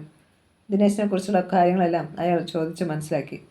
പ്രേംദാസ് എല്ലാ ചോദ്യങ്ങൾക്കും തൃപ്തികരമായ മറുപടി പറഞ്ഞു. നാളെ അവളെ കാണാൻ അവരിങ്ങോട്ട് വരട്ടെ എന്ന് ചോദിക്കുന്നു. നാളെ ഡാഡിക്ക് ലീവ് എടുക്കാമെങ്കിൽ? നാളെ പ്രയാസമാണ്. ഉച്ച കഴിഞ്ഞ് ഡാഡിക്ക് വന്നുകൂടെ? ഉച്ച കഴിഞ്ഞ് വരാൻ ഞാൻ അവരോട് പറയാം. അതിനെന്താ, അവർ വരട്ടെ. നിങ്ങളൊക്കെ ഇവിടെ കാണുമല്ലോ, അത് മതി. പ്രേംദാസ് ഇത്തിരി നിരാശ തോന്നി. ഡാഡിക്ക് എന്തായാലും പഴയ കടുംപിടുത്തമൊന്നുമില്ലല്ലോ, അത്രയും ആശ്വാസം. പ്രേം പിന്നെ ആതിരയുടെ ഹോസ്റ്റലിലേക്കാണ് പോയത്. അയാൾ ചെന്നപ്പോൾ പെട്ടികളും ബാഗും ഒരുക്കി വെച്ച് അവൾ പുറപ്പെടാൻ തയ്യാറായി നിൽക്കുന്നുണ്ടായിരുന്നു. ഗായത്രി പോയിരുന്നില്ല. ആതിരയുടെ വിവാഹമാണ് അല്ലേ പ്രേമേട്ട? അവൾ അയാളോട് ചോദിച്ചു. കൂട്ടുകാരികളോട് യാത്ര പറയുന്ന തിരക്കിലായിരുന്നു ആതിര. അതേ ഗായത്രി, ദിനേശിൻ്റെ നിർബന്ധം ഒന്നുകൊണ്ട് മാത്രമാണ് ഞാനവനെ കഴിയുന്നത്ര നിരുത്സാഹപ്പെടുത്തിയതാണ്. പക്ഷേ അറിഞ്ഞപ്പോൾ ദിനേശിൻ്റെ ആ വലിയ മനസ്സിന് മുന്നിൽ ഞാൻ കൈക്കൂപ്പിപ്പോയി. പ്രേമേട്ട, ആതിരയ്ക്ക് ദൈവം ആയുസ് നീട്ടിക്കൊടുക്കണേ എന്നാണ് ഇപ്പോഴെൻ്റെ ഒരേയൊരു പ്രാർത്ഥന. അപ്പോഴേക്കും ആതിര വന്നു. പ്രേംദാസ് പെട്ടിയും കിടക്കയും എടുത്ത് കാറിൽ വെച്ചു. യാത്ര ചോദിക്കുന്നില്ല മോളെ. കല്യാണത്തിൻ്റെ തീയതി തീരുമാനിച്ചു കഴിഞ്ഞാൽ ഞാനും പ്രേമേട്ടനും കൂടെ നിൻ്റെ വീട്ടിൽ വരുന്നുണ്ട്. എല്ലാവരെയും എനിക്ക് കാണണം, നേരിൽ കണ്ട് ക്ഷണിക്കണം, ആതിര പറഞ്ഞു. ഗായത്രിയുടെ കണ്ണുകൾ നിറഞ്ഞു. നീ എന്തിനാ കരയുന്നത്? ദിനേശിനല്ലേ എന്നെ കല്യാണം കഴിക്കുന്നത്. ദിനേശിനോട് പറഞ്ഞാൽ എപ്പോൾ വേണമെങ്കിലും എന്നെ നിൻ്റെ അടുത്തേക്ക് കൊണ്ടുവരില്ലേ? ദിനേശിനെ പോലെ ഒരു ഭർത്താവിനെ തന്നെ നിനക്കും ദൈവം കൊണ്ടുവന്ന് തരും മോളെ. പ്രേംദാസ് കാറിൽ കയറി. പിന്നാലെ ആതിരയും കയറി. പോയി വരട്ടെ മോളെ? ആതിര ചോദിച്ചു. ഗായത്രി മെല്ലെ തലയൊന്ന് ചലിപ്പിച്ചു. കാർ മുന്നോട്ട് നീങ്ങി. ആതിര കൈ പുറത്തേക്കിട്ട് വീശിക്കാട്ടി. ഗായത്രിയും കൈ വീശി. ഇനി എന്തെങ്കിലും ആതിരയെ കാണാൻ സാധിക്കുമോ? ഇത് അവസാനത്തെ വേർപിരിയലായിരിക്കുമോ? ഡോക്ടർ പറഞ്ഞ 3 മാസത്തെ അവധിയിൽ 2 ആഴ്ചയിലേറെ കടന്നു പോയിരിക്കുന്നു. ഇനി ഏറിയാൽ 40 ദിവസം. അതിനുള്ളിൽ എപ്പോൾ വേണമെങ്കിലും. നമ്മളിന്ന് അഞ്ജനയിലേക്കാണ് പോകുന്നത്. നാളെ ദിനേശും അമ്മയും വരും. അവർ നിന്നെ അവിടെ വെച്ച് കാണുന്നതാണ് നല്ലത്, പ്രേംദാസ് ആതിരയോട് പറഞ്ഞു. അവൾ തലകുലുക്കി. ഡാഡിയുടെയും മമ്മിയുടെയും സ്വഭാവത്തിൽ ഇത്തിരി മയം വന്നിട്ടുണ്ടെന്ന് തോന്നുന്നു. ഒരു പക്ഷേ സ്നേഹമില്ലായ്മയും അവഗണനയുമാണ് അവരെ ഇങ്ങനെയൊക്കെ. പ്രേമേട്ടൻ പറയുന്നത് ശരിയാണ്. തെറ്റുകൾ തിരുത്താൻ ഇപ്പോഴും വൈകിട്ടൊന്നുമില്ല. അവർ ഇരുവരും അവരവരുടെ ചിന്തകളിൽ മുഴുകിയിരുന്നു. പെട്ടെന്നാണ് ആതിര പ്രേംദാസിൻ്റെ ചുമലിലേക്ക് ചാരിയത്. അയാളത് കാര്യമാക്കിയില്ല. പക്ഷേ തലചിരിച്ച് നോക്കിയപ്പോഴാണ് അവളുടെ ചുണ്ടിൻ്റെ കോണിലൂടെ ചുവന്ന നൂൽ പോലെ രക്തമൊഴുകിയിറങ്ങുന്നത് അയാൾ കണ്ടത്. അയാൾ പെട്ടെന്ന് കാർ നിരത്തിൻ്റെ ഒരു വശത്തേക്ക് ഒതുക്കി ചവിട്ടി നിർത്തി. അവളുടെ കണ്ണുകൾ അടഞ്ഞിരുന്നു. അവൾ ആലമ്പ് മറ്റതുപോലെ അയാളുടെ കൈകളിലേക്ക് വീണു. ആതിരയുടെ ചുണ്ടുകൾക്കിടയിലൂടെ ഒഴുകിയിറങ്ങിയ ചോര കർച്ചീഫ് കൊണ്ട് പ്രേംദാസ് തുടച്ചു. ആതിരെ, മോളെ, ആതിരെ! പരിഭ്രമത്തോടെ അയാൾ അവളെ കുലുക്കി വിളിച്ചു. അയാളുടെ മടിയിലേക്ക് കിടത്തിയിരിക്കുകയായിരുന്നു അവളെ. 1-2 തവണ വിളിച്ചപ്പോൾ അവൾ കണ്ണുകൾ തുറന്നു മിഴിച്ചു നോക്കി. സ്ഥലകാലബോധം തിരിച്ചു കിട്ടാൻ ഒരു നിമിഷം എടുത്തു. കാറിൽ പ്രേംദാസിൻ്റെ മടിയിൽ കിടക്കുകയാണെന്ന് മനസ്സിലായപ്പോൾ അവൾ പെട്ടെന്ന് എഴുന്നേറ്റിരുന്നു. എന്തു പറ്റി പ്രേമേട്ടയ്ക്ക്? ഒന്നും മനസ്സിലാകാതെ ആതിര ചോദിച്ചു. നമ്മൾ സംസാരിച്ചു വരുമ്പോൾ പെട്ടെന്ന് അവൾക്ക് എല്ലാം ഓർമ്മ വന്നു. പ്രേമേട്ട പേടിച്ചു പോയി അല്ലേ? പഴയതുപോലെ വീണ്ടും എനിക്ക്? അതൊന്നുമല്ല പ്രേമേട്ട, ഞാൻ അറിയാതെ ഉറങ്ങിപ്പോയതാ. രാത്രി 1 മണിക്കും 2 മണിക്കുമാ കുറേ ദിവസം കൊണ്ട് ഉറക്കം. ഗായത്രി എന്നെ വഴക്കു പറയുമായിരുന്നു. ഇനി വീട്ടിൽ ചെന്ന് വേണം കുടിശ്ശികയെല്ലാം ഉറങ്ങിത്തീർക്കാൻ. പുഞ്ചിരിയോടെ അവൾ പറഞ്ഞു. ചോരപുരട്ട കർച്ചീഫ് അവൾ കാണാതെ പ്രേംദാസ് സീറ്റിനടിയിലേക്ക് തിരികെ വെച്ചു. എന്തിനാ മോളെ നീ വെറുതെ ഉറക്കം വിളിച്ചത്? ഫസ്റ്റ് ക്ലാസ് ഒന്നും കിട്ടിയില്ലെങ്കിലും സാരമില്ലെന്ന് നിന്നോട് പറഞ്ഞതല്ലേ ഞാൻ? അമ്പരപ്പ് മറിച്ച് അയാൾ ചോദിച്ചു. പഠിക്കാൻ എനിക്ക് നല്ല മൂടുണ്ടായിരുന്നു പ്രേമേട്ട. അലട്ടാനൊരു ദുഃഖവും ഇല്ലായിരുന്നല്ലോ. എന്ന് മാത്രമല്ല, നിങ്ങളുടെ എല്ലാം സ്നേഹം കിട്ടിയപ്പം എൻ്റെ കർത്തവ്യബോധം ഉണരുകയും ചെയ്തു. അവളുടെ മുഖത്ത് പ്രത്യേകിച്ച് എന്തെങ്കിലും ക്ഷീണഭാവമോ വാക്കുകളിൽ തളർച്ചയോ ഉണ്ടായിരുന്നില്ല. എങ്കിലും പ്രേംദാസിൻ്റെ മനസ്സിൽ സംശയം പിന്നെയും കിടന്നു. ക്ഷീണമുണ്ടെങ്കിൽ നമുക്ക് ഏതെങ്കിലും ഡോക്ടറെ ചെന്ന് കാണാം മോളെ. ആവശ്യത്തിന് ഉറക്കം കിട്ടാതെ നിൻ്റെ ശരീരം തളർന്നു കാണും. അത് കേട്ട് അവൾ പൊട്ടിച്ചിരിച്ചു. ഇങ്ങനെ പേടിച്ചാലോ എൻ്റെ പൊന്നു പ്രേമേട്ട? തിരിച്ചു കിട്ടിയ ജന്മമല്ലേ എൻ്റേത്. മാന്യ മഹാശ്രീ യമദേവൻ നേരിട്ട് വന്നാൽ പോലും ഇനി എന്നെ തൊടാൻ പോലും പറ്റത്തില്ല. പ്രേംദാസ് ഒന്നും മിണ്ടാതെ കാർ സ്റ്റാർട്ടാക്കി. എന്താണ് ചെയ്യേണ്ടതെന്ന് തീരുമാനമെടുക്കാൻ അയാൾ വല്ലാതെ ബുദ്ധിമുട്ടി. ആശുപത്രിയിലേക്ക് പോവുകയാണോ വേണ്ടത്, അതോ? ആശുപത്രിയിലേക്ക് കൊണ്ടുപോയിട്ടും പ്രയോജനമൊന്നുമില്ലെന്നാണല്ലോ ഡോക്ടർ വർമ്മ പറഞ്ഞിട്ടുള്ളത്. മരണത്തിലേക്ക് ആതിര ഒരു ചൂടുകൂടി അടുത്തിരിക്കുന്നു. ആർക്കും ഇനി അവളെ രക്ഷിക്കാൻ പറ്റില്ല. അഞ്ജനത്തിലേക്കാണ് പ്രേംദാസ് കാർ വിട്ടത്. നാളെ ദിനേശും അമ്മയും അവളെ കാണാൻ വരും. അപ്പോൾ അവൾ അവിടെ ഉണ്ടാവുന്നതാണ് നല്ലത്. പ്രേമേട്ടൻ എന്താ ഒന്നും മിണ്ടാതിരിക്കുന്നത്? അയാളുടെ മൗനം കണ്ട് ആതിര ചോദിച്ചു. ഏയ് ഒന്നുമില്ല. നാളെ ദിനേശ് വരുമ്പോൾ വീട്ടിൽ മമ്മിയും ഡാഡിയും കാണുമോ എന്ന് ഞാൻ ഓർക്കുമായിരുന്നു. ആരുമില്ലെങ്കിലും പ്രേമേട്ടൻ കാണുമല്ലോ, അത് മതി. എനിക്ക് വേറെ പ്രതീക്ഷയൊന്നുമില്ല. അങ്ങനെ വിചാരിക്കരുത് മോളെ. ഒരു മംഗളകർമ്മം നടക്കുമ്പോൾ മമ്മിയുടെയും ഡാഡിയുടെയും അനുവാദവും അനുഗ്രഹവും വേണം. ആഗ്രഹമില്ലാഞ്ഞിട്ടല്ല പ്രേമേട്ട, പക്ഷേ മമ്മിയുടെയും ഡാഡിയുടെയും സ്വഭാവം ഇപ്പോൾ കുറച്ചൊക്കെ വ്യത്യാസം കാണുന്നുണ്ട് മോളെ. ഈയിടെയായി ഞാൻ മിക്ക ദിവസവും അഞ്ജനത്തിൽ പോകാറുണ്ട്. ദിനേശിനെ കുറിച്ച് രണ്ടുപേരോടും സംസാരിക്കുകയും ചെയ്തു. ആരും എതിർപ്പൊന്നും പറഞ്ഞില്ല. അവർ വരുമ്പോൾ മമ്മി വീട്ടിലുണ്ടാവുമെന്ന് സമ്മതിക്കുകയും ചെയ്തിട്ടുണ്ട്. അത് അത്ഭുതമായിരിക്കുന്നല്ലോ പ്രേമേട്ട. എല്ലാവരും എനിക്ക് വേണ്ടി മാറുകയാണല്ലോ. എന്നെ സ്നേഹിക്കാത്തവരെ പോലും സ്നേഹിക്കാൻ ഞാൻ തയ്യാറാണ്. അപ്പോൾ ആ സ്നേഹം തിരിച്ചു കിട്ടുകയും കൂടി ചെയ്താൽ. ആതിര ആഹ്ലാദം കൊണ്ട് മതിമറന്നിരുന്നു. അഞ്ജനത്തിൽ ചെന്നപ്പോൾ കനകമ്മ മാത്രമേ അവിടെ ഉള്ളൂ. മൃണാളിനി ഓഫീസിൽ നിന്ന് വരുന്നതുവരെ പ്രേംദാസ് കാത്തിരുന്നു. 6 മണിയായപ്പോൾ അവർ വന്നു. നിങ്ങളെപ്പം വന്നു പ്രേം? ഉച്ചയായപ്പം വന്നു മമ്മി. എക്സാമൊക്കെ എങ്ങനെയിരുന്നു ആതിരെ? നന്നായി എഴുതിയിട്ടുണ്ട് മമ്മി. നിന്നെ അവിടെ കൊണ്ടു ചെന്ന് ചേർത്തത് പ്രയോജനമായല്ലോ. പഠിത്തം കഴിഞ്ഞപ്പോഴേക്കും കല്യാണ ചെറുക്കനെ കണ്ടുപിടിച്ചിട്ടാണല്ലോ നീ വന്നത്. ചിരിച്ചുകൊണ്ടാണ് മൃണാളിനി അത് പറഞ്ഞതെങ്കിലും ആതിരയുടെ മുഖം തുടുത്തുപോയി. ഞാൻ പോവാം മമ്മി, നാളെ വരാം പ്രേം പറഞ്ഞു. അവർ നാളെ ഉച്ച കഴിഞ്ഞല്ലേ വരൂ? അയാൾ പ്രേമസദനത്തിലേക്ക് പോയി. വീട്ടിൽ ചെന്ന് കഴിഞ്ഞും അയാൾക്ക് മനസ്സമാധാനം കിട്ടിയില്ല. 2 തവണ അഞ്ജനത്തിലേക്ക് ഫോൺ ചെയ്തു നോക്കി. ആതിരയ്ക്ക് പിന്നീട് എന്തെങ്കിലും. പിറ്റേ ദിവസം രാവിലെ അയാൾ അഞ്ജനത്തിലേക്ക് ചെന്നു. മൃണാളിനിയും മധുസൂദനൻ നായരും ഓഫീസിലേക്ക് പോയി. പക്ഷേ 1 മണിക്കൂർ കഴിഞ്ഞപ്പോൾ മൃണാളിനി തിരിച്ചെത്തി. ഉച്ചകഴിഞ്ഞ് ദിനേശും അമ്മയും വരൂ എന്ന് പറഞ്ഞിരുന്നെങ്കിലും രണ്ടാൾക്കും ഊണൊരുക്കിയിരുന്നു. 2 മണിയായപ്പോഴാണ് ദിനേശും ദാക്ഷാണിയമ്മയും വന്നത്. മുറ്റത്ത് കാർ വന്നു നിന്നപ്പോൾ 2ാം നിലയിലെ ജനാലയ്ക്കരികിൽ ആതിരയുണ്ടായിരുന്നു. അമ്മ കാണാതെ അയാൾ അവളെ നോക്കി പുഞ്ചിരിച്ചു. സ്വീകരണമുറിയിൽ മൃണാളിനിയും പ്രേംദാസും ഉണ്ടായിരുന്നു. ദിനേശിനെയും അമ്മയെയും അവർ സൗഹാർദ്ദപൂർവ്വം സ്വീകരിച്ചു. അമ്മമാർ തമ്മിൽ സംസാരിക്കാൻ തുടങ്ങിയപ്പോൾ ദിനേശിനെയും കൊണ്ട് പ്രേം മുറ്റത്തേക്കിറങ്ങി. എപ്പോൾ തിരിച്ചു രണ്ടാളും? ഉപചാരത്തോടെ മൃണാളിനി ചോദിച്ചു. 12:30 ഞങ്ങൾ വീട്ടിൽ നിന്നിറങ്ങി മൃണാളിനി. നേരത്തെ വരണമെന്ന് വിചാരിച്ചതാ. അപ്പോൾ ദിനേശ് പറഞ്ഞു ഉച്ച കഴിഞ്ഞ് ചെന്നാൽ മതിയെന്ന്. സത്യത്തിൽ മൃണാളിനിയെ കാണുമ്പം എനിക്ക് അത്ഭുതമാണ്. ഇത്രയും പ്രായമുള്ള മക്കളുണ്ടെന്ന് വിശ്വസിക്കാൻ വയ്യ. അത്രയ്ക്കും ചെറുപ്പം. ദാക്ഷാണിയമ്മ വാചാലയായി. മൃണാളിക്ക് സന്തോഷമായി. നമുക്ക് ഊണ് കഴിച്ചിട്ടിരിക്കാം എന്താ? അവർ ചോദിച്ചു. ആവാം, ഒരു വിരോധവുമില്ല. താഴേക്കിറങ്ങി വരാതെ ആതിര മുകളിലുള്ള അവളുടെ മുറിയിൽ ഇരുന്നതേയുള്ളൂ. വിളിക്കുമ്പോൾ ചെന്നാൽ മതിയല്ലോ എന്നായിരുന്നു അവളുടെ വിചാരം. അല്പനേരം കഴിഞ്ഞപ്പോൾ മൃണാളിനി മുകളിലേക്ക് കയറി വന്നു. നീ എന്താ ഇവിടെ തന്നെ ഇരിക്കുന്നത്? താഴേക്ക് വാ ആതിരെ. അവർ വന്നത് കണ്ടില്ലേ നീ?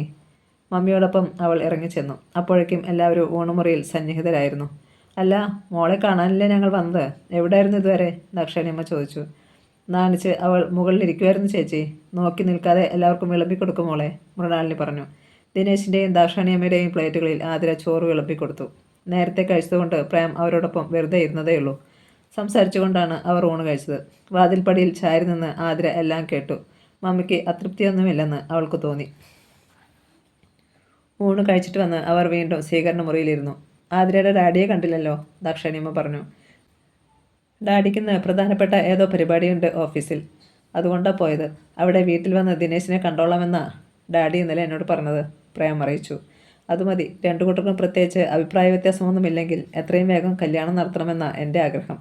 ഇവനാണെങ്കിൽ പിടിതരാതെ ഒഴിഞ്ഞുമാറി നടക്കുമായിരുന്നു ഇതുവരെ. ഇനി ഇവൻ്റെ മനസ്സ് മാറുന്നതിന് മുമ്പ് നമുക്കിതങ്ങ് നടത്താം മൃണാളിനി. ദിനേശിനെ നോക്കിക്കൊണ്ട് ദാക്ഷാണിയമ്മ പറഞ്ഞു.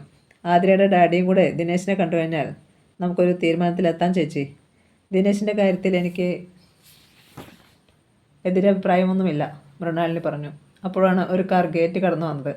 അത് മധുസൂദനൻ നായരായിരുന്നു. പ്രേംദാസ് ആശ്ചര്യപ്പെട്ടു. ഡാഡി ആ നേരത്ത് വരുമെന്ന് അയാൾക്കൊരു പ്രതീക്ഷയും ഉണ്ടായിരുന്നില്ല. ഞാൻ വൈകിയോ പ്രേം? കാറിൽ നിന്ന് ഇറങ്ങി വന്ന് മധുസൂദനൻ നായർ ചോദിച്ചു. ഇല്ല daddy, you are in time, Prem പറഞ്ഞു. ദിനേശിനെയും ദാക്ഷാണിയമ്മയെയും ഡാഡിക്ക് പ്രേം പരിചയപ്പെടുത്തി കൊടുത്തു. ദിനേശിനോട് അയാൾ എല്ലാ കാര്യങ്ങളും ചോദിച്ച് മനസ്സിലാക്കി.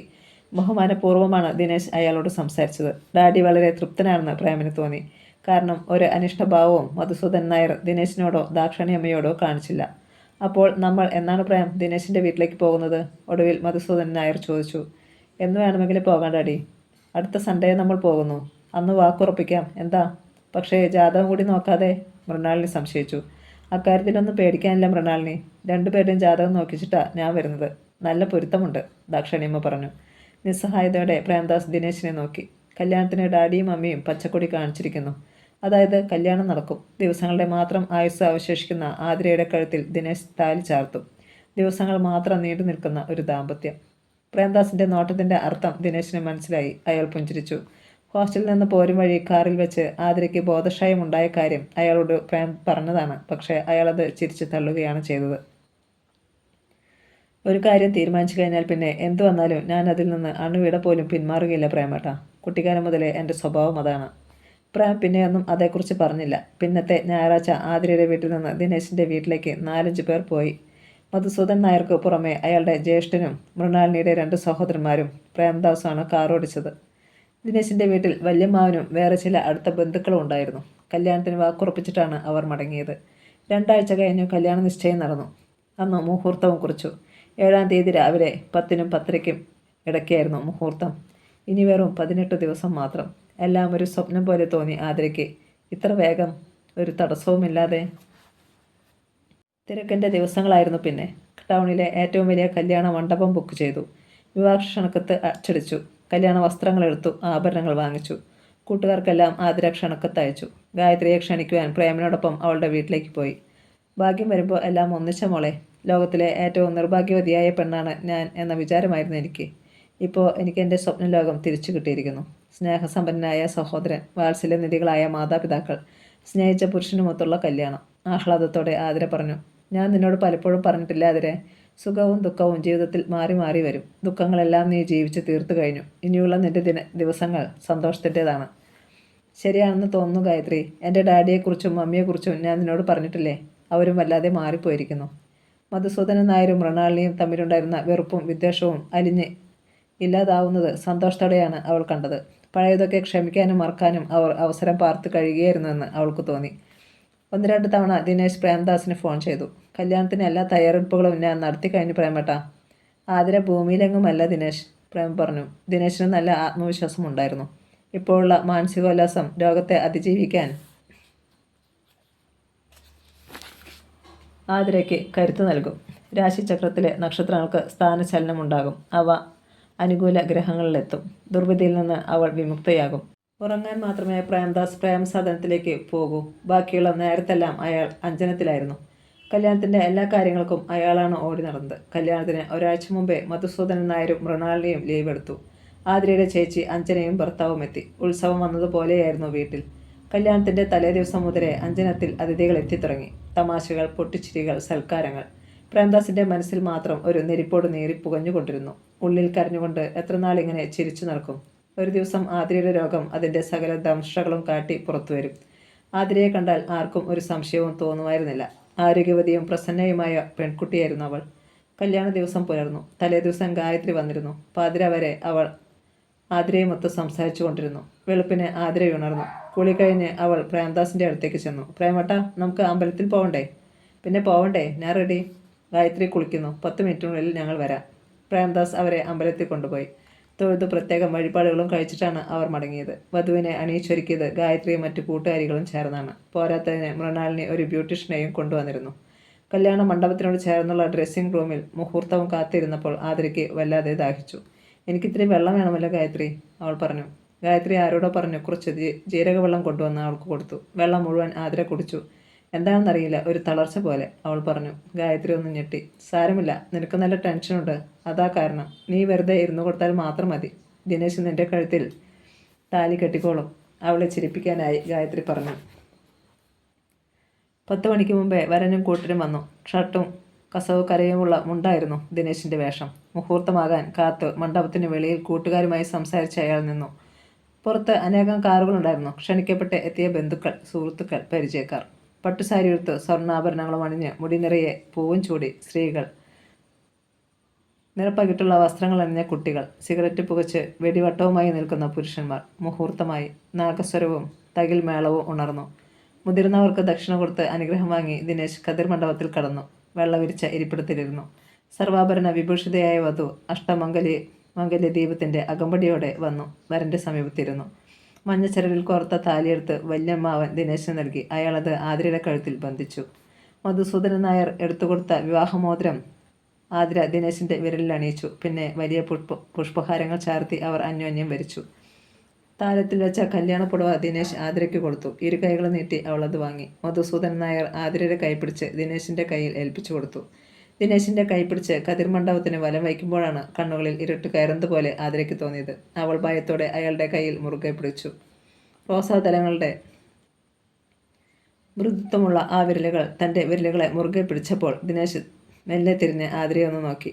ആ അമർത്തിപ്പിടിക്കലിലൂടെ അവൾക്ക് സ്നേഹമോ സന്തോഷമോ പ്രകടിപ്പിക്കുകയാവോ എന്നാണ് അയാൾക്ക് തോന്നിയത്. കാരണം പിന്നീട് പ്രത്യേകിച്ച് ഭാവഭേദമൊന്നും കൂടാതെ അവൾ അയാളുടെ പിന്നാലെ കതിർ മണ്ഡപത്തിന് വലം വെച്ചു. പിന്നെ ഫോട്ടോ എടുപ്പിൻ്റെ സമയമായിരുന്നു. വധുവരന്മാരെ പല പോസിൽ നിർത്തി പല ഫോട്ടോകൾ.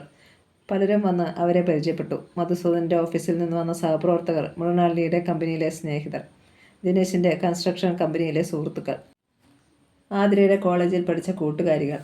ആതിര ക്ഷീണിച്ചോ? ഇടയ്ക്ക് ഇത്തിരി ഒഴിവ് കിട്ടിയപ്പോൾ ദിനേശ് അവളോട് ചോദിച്ചു. എല്ലാം ഒന്ന് കഴിഞ്ഞു കിട്ടിയെങ്കിൽ എന്നാണിപ്പോൾ എൻ്റെ പ്രാർത്ഥന. അതെന്താ? സ്വസ്ഥമായി ഇത്തിരി നേരം ഇരിക്കാൻ കൊതി. നമ്മൾ രണ്ടുപേരും മാത്രമായി. ദിനേശ് അത് കേട്ട് ചിരിച്ചു. രാത്രിയാകാതെ അത് സാധിക്കുമെന്ന് തോന്നുന്നില്ല. അതുവരെ ഇവർ നമ്മളെ വെറുതെ വിടത്തില്ല. സഹിക്കുകയല്ലാതെ നിവൃത്തിയില്ലല്ലോ, പുഞ്ചിരിയോടെ അവൾ പറഞ്ഞു. പക്ഷേ അതൊരു വാടിയ പുഞ്ചിരിയായിരുന്നു. അപ്പോഴാണ് ആതിരയ്ക്ക് ഒരു കാര്യം ഓർമ്മ വന്നത്. ഒരാളെ മാത്രം ദിനേശ് എനിക്കിതുവരെ പരിചയപ്പെടുത്തി തന്നില്ല. ആരെ? ഗിരിജയെ. ദിനേശ് കണ്ണുകൾ കൊണ്ട് ആൾത്തിരക്കിനിടയിൽ തിരഞ്ഞു. 2-3 സ്ത്രീകൾ സംസാരിച്ചുകൊണ്ട് നിൽക്കുന്നിടത്ത് ഒറ്റപ്പെട്ടവളെ പോലെ ഗിരിജ നിൽക്കുന്നത് അയാൾ അപ്പോൾ കണ്ടു. ആതിര ഇവിടെ നിൽക്ക്, ഞാൻ അവളെ വിളിച്ചുകൊണ്ട് വരാം. വേണ്ട, ഞാനും വരാം. അവൾ അയാളോടൊപ്പം ഗിരിജയുടെ അടുത്തേക്ക് ചെന്നു. ആതിരെ, ഇതാണ് എൻ്റെ വല്യമ്മാവൻ്റെ മകൾ ഗിരിജ. അയാൾ അവളെ പരിചയപ്പെടുത്തി. ആതിര അവളെ കൗതുകത്തോടെ നോക്കി. ഇളം നിറത്തിലുള്ള ഒരു സിൽക്ക് സാരിയാണ് അവൾ ഉടുത്തിരുന്നത്. മുടിയിൽ മുല്ലപ്പൂമാല അണിഞ്ഞിരുന്നു. മുഖം പ്രസന്നമാണ്. എങ്കിലും കണ്ണുകളുടെ അഗാധതകളിൽ ഒരു നിരാശഭാവം ഒളിഞ്ഞു കിടക്കുന്നില്ലേ? ഗിരിജയ്ക്ക് എന്നോട് ദേഷ്യമുണ്ടോ? പുഞ്ചിരിയോടെ ആതിര ചോദിച്ചു. ഒരിക്കലുമില്ല. എന്തിനാ ഞാൻ ആതിരയോട് ദേഷ്യപ്പെടുന്നത്? നിഷ്കളങ്കതയോടെ ഗിരിജ ചോദിച്ചു. ഗിരിജയുടെ ദിനേശേട്ടനെ തട്ടിയെടുത്തതിന്? ഗിരിജ അത് കേട്ട് ചിരിച്ചു. ആതിരയെ കല്യാണം കഴിക്കാൻ ദിനേശേട്ടന് സാധിച്ചതിൽ ഏറ്റവും അധികം സന്തോഷിക്കുന്നവരിൽ ഒരാളാണ് ഞാൻ. ദിനേശേട്ടനോട് ചോദിച്ചാലറിയാം. എന്നും ആതിരയ്ക്ക് വേണ്ടി വാദിച്ചിട്ടേയുള്ളൂ ഞാൻ. എനിക്കറിയാം ഗിരിജെ, എല്ലാം ദിനേശ് എന്നോട് പറഞ്ഞിട്ടുണ്ട്. ഞാൻ എപ്പോഴും ഗിരിജയോട് കടപ്പെട്ടവളാണ്. എല്ലാം കേട്ടുകൊണ്ട് നിന്നതല്ലാതെ ദിനേശ് ഒന്നും പറഞ്ഞില്ല. അപ്പോഴേക്കും മൃണാളിനി വന്ന് ദിനേശിനെയും ആതിരയെയും അവരുടെ കമ്പനിയുടെ മാനേജിംഗ് ഡയറക്ടറെ പരിചയപ്പെടുത്താൻ കൊണ്ടുപോയി. കൈപിടിച്ച് കുലുക്കൽ, കൈകൂപ്പൽ, ഉപചാര വാക്കുകൾ. ഗായത്രിയെ കണ്ടപ്പോൾ ആതിര വേഗം അവരുടെ അടുത്തേക്ക് ചെന്നു. 2 മണിയാകുമ്പോഴാണ് ദിനേശിൻ്റെ വീട്ടിലേക്ക് പുറപ്പെടാൻ സമയമെന്ന് തോന്നുന്നു. ഇനി അധിക നേരമില്ലല്ലോ, നമുക്കൊന്നിച്ച് വേണം ഊണ് കഴിക്കാനിരിക്കാൻ, ആതിര പറഞ്ഞു. ദിനേശിൻ്റെ വീട്ടിലേക്ക് പോകാൻ നിനക്ക് ധൃതിയാണെന്ന് തോന്നുന്നല്ലോ, ഗായത്രി കളിമട്ടിൽ പറഞ്ഞു. ഇനിയിപ്പോൾ എന്തിനാണ് ഞാൻ ധൃതി വയ്ക്കുന്നത്? ഇന്ന് എപ്പോഴായാലും ഞാൻ ദിനേശിൻ്റെ വീട്ടിലേക്കാണല്ലോ മോളെ പോകുന്നത്. ആതിരയ്ക്ക് ഒരു വിവാഹ സമ്മാനവുമായിട്ടാണ് ഗായത്രി വന്നത്. അതൊരു പുസ്തകമായിരുന്നു. രവീന്ദ്രനാഥ ടാഗോറിൻ്റെ ഗീതാഞ്ജലി. മനോഹരമായി രൂപകൽപ്പന ചെയ്ത ആ പുസ്തകം ആതിരയ്ക്ക് ഒരുപാട് ഇഷ്ടമാവുകയും ചെയ്തു. വിരുന്ന് യാത്രകളുടെ തിരക്കൊഴിഞ്ഞിട്ട് ഞാനും ദിനേശും കൂടി നിൻ്റെ വീട്ടിലേക്ക് വരുന്നുണ്ട്. 2 ദിവസം നിന്നോടൊപ്പം താമസിച്ചിട്ട് ഞങ്ങൾ തിരിച്ചു പോരും, ആതിര പറഞ്ഞു. ഒരാഴ്ചയെങ്കിലും കഴിയാതെ നിങ്ങളെ ഞാൻ വിടില്ല. അപ്പോഴാണ് പ്രേംദാസ് അവരുടെ അടുത്തേക്ക് വന്നത്. ഗായത്രിയും ആതിരയും വരൂ, ഊണ് കഴിക്കാം. നിങ്ങൾക്കുള്ള സീറ്റുകൾ ഒഴിച്ചിട്ടിരിക്കുകയാണ്. ദിനേശ് എവിടെ പ്രേമേട്ട? ദിനേശൻ ഹാളിലുണ്ട്. ഒന്നിച്ചാണ് അവർ ഊണ് കഴിക്കാനിരുന്നത്. പക്ഷേ ആതിര എന്തോ ഒന്ന് നുള്ളി തിന്നതേയുള്ളൂ. വിളമ്പിയ ചോറും മറ്റു വിഭവങ്ങളും അവളുടെ ഇലയിൽ അതേപടിയിരുന്നു. ദിനേശ് അത് ശ്രദ്ധിച്ചു. എന്താ, ഒന്നും വേണ്ടേ? വിശപ്പില്ല ദിനേശ്. ദിനേശിനെ കിട്ടിയില്ലേ, ഇനി അവൾക്ക് വിശപ്പും കാണത്തില്ല, ദാഹവും കാണത്തില്ല, ഗായത്രി പറഞ്ഞു. ആതിര അത് കേട്ട് ചിരിച്ചു. ഭക്ഷണം കഴിഞ്ഞപ്പോൾ സാരി മാറാനായി ആതിരയെ ഡ്രസ്സിംഗ് റൂമിലേക്ക് കൊണ്ടുപോയി. അവളെ ഒരുക്കാൻ ഗായത്രിയും ചെന്നു. ദിനേശ് കൊടുത്ത കല്യാണപ്പുടവ ആതിരയെ ഭംഗിയായി ഉടുപ്പിച്ചു. എല്ലാം അവിശ്വസനീയമായ ഒരു സ്വപ്നം പോലെയാണ് ഗായത്രി എനിക്ക് തോന്നുന്നത്. കഴിഞ്ഞ 2 മാസത്തിനുള്ളിൽ എത്ര അത്ഭുതകരമായ മാറ്റങ്ങളാണ് എൻ്റെ ജീവിതത്തിലുണ്ടായത്. സ്വർഗ്ഗലോകത്തേക്ക് സ്ഥാനക്കയറ്റം കിട്ടിയതുപോലെ, ആതിര പറഞ്ഞു. അർഹിക്കുന്ന സ്വർഗം തന്നെയാണ് മോളെ നിനക്ക് കിട്ടിയിരിക്കുന്നത്. നീ പറഞ്ഞ 2 മാസത്തിന് മുമ്പ് വരെ നീ അനുഭവിച്ച വേദനകളെക്കുറിച്ച്, അവഗണനയെക്കുറിച്ച്, അനിശ്ചിതാവസ്ഥയെക്കുറിച്ച് ഒക്കെ ഓർത്തു നോക്കൂ. അതെല്ലാം ഒരു ദുസ്വപ്നം പോലെ മാഞ്ഞു പോയില്ലേ? ദൈവം അത്ര ക്രൂരനൊന്നുമല്ല മോളെ. ആതിരയുടെ കണ്ണുകൾ നിറഞ്ഞു. ശരിയാണ് ഗായത്രി, ദൈവം അത്ര ക്രൂരനല്ലെന്ന് എനിക്കിപ്പോൾ തോന്നുന്നു. ദൈവം ക്രൂരനല്ലെന്ന് വിശ്വസിക്കാനായിരുന്നു ഗായത്രിക്ക് ഇഷ്ടം. അല്ലെങ്കിൽ യൗവനമെന്ന വസന്തകാലത്തിലേക്ക് കാലുകുത്തിയ ഒരു പെൺകുട്ടിയുടെ ജീവിതം ദാക്ഷിണ്യമില്ലാതെ?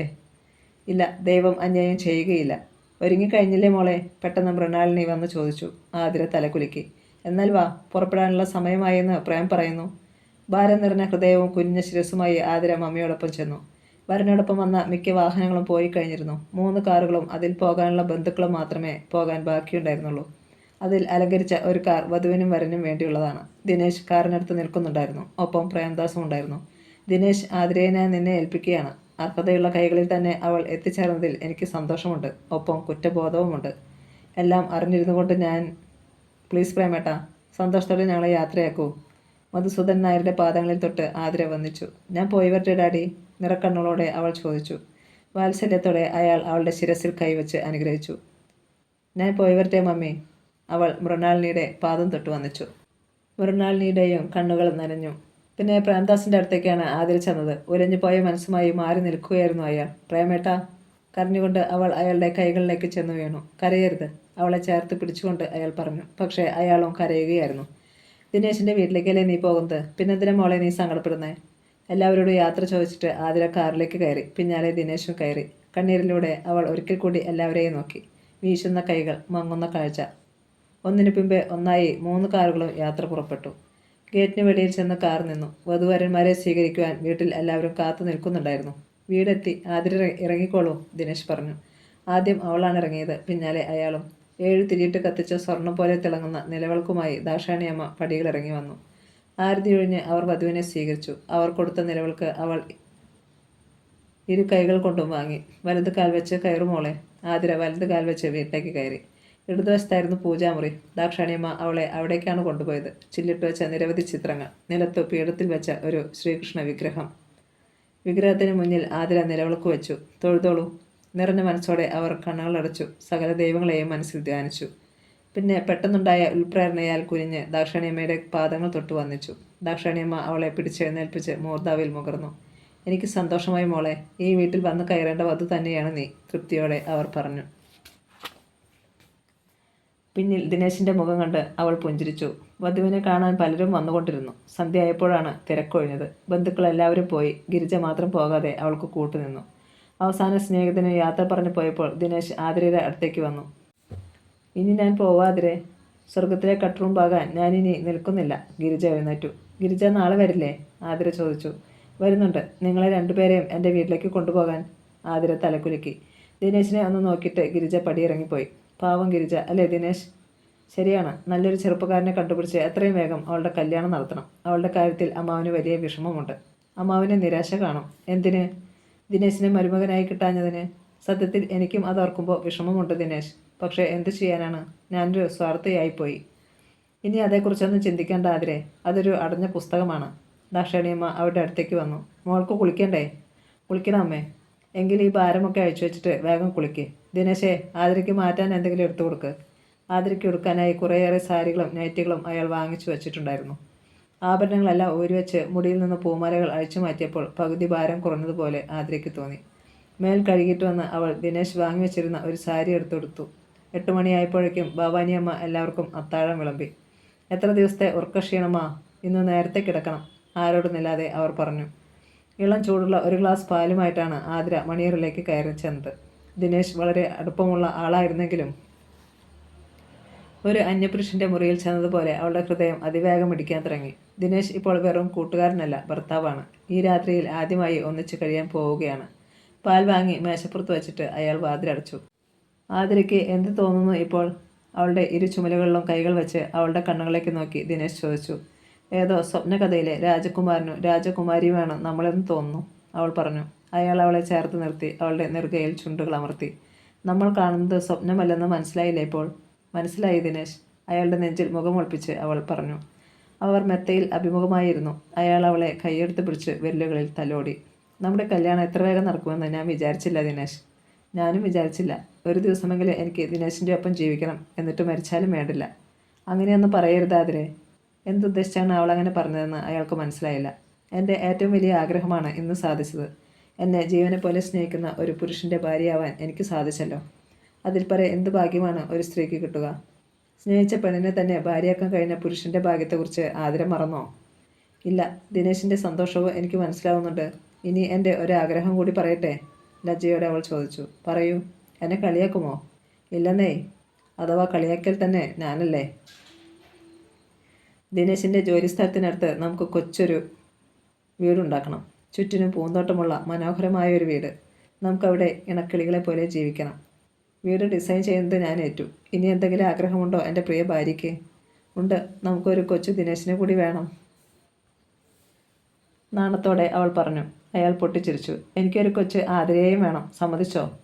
സമ്മതിച്ചു. നമുക്കവരെ സ്നേഹം കൊടുത്ത് വളർത്തണം. ദിനേശ്, നമുക്കവരെ കോൺവെൻറ്റ് സ്കൂളിൽ ചേർക്കരുത്. ഹോസ്റ്റലിൽ താമസിപ്പിച്ച് പഠിപ്പിക്കരുത്. വിരുന്നുകാരെ പോലെ അവരെ കാണാൻ ചെല്ലരുത്. മറ്റു കുഞ്ഞുങ്ങൾ അച്ഛനമ്മയുമൊത്ത് വളരുമ്പോൾ നമ്മുടെ മക്കൾ അനാഥരെ പോലെ സ്നേഹത്തിന് വേണ്ടി ദാഹിക്കരുത്.